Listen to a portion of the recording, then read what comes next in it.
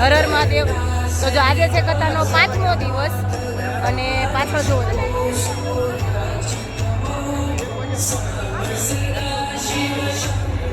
પછી જગ્યા ન મળવા ટ્રાફિક જ એટલી બધી થઈ જાય છે તો જગ્યા ન મળે એટલા માટે બધા જ ભાઈ ભક્તો વહેલા આવી જાય છે.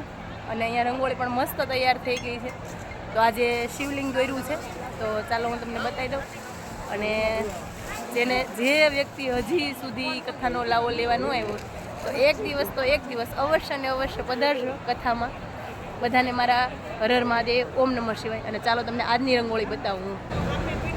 જો આજે મહાદેવનું શિવલિંગ દોરવામાં આવ્યું છે તો બસ મસ્ત. તો મારી કોમેન્ટમાં બધા હર હર મહાદેવ લખી નાખજો અને બોલો હર હર મહાદેવ. અને જે લોકો બાકી હોય હજી લાવો લેવાનો એ અવશ્ય ને અવશ્ય આવી જજો. ઓમ નમઃ શિવાય.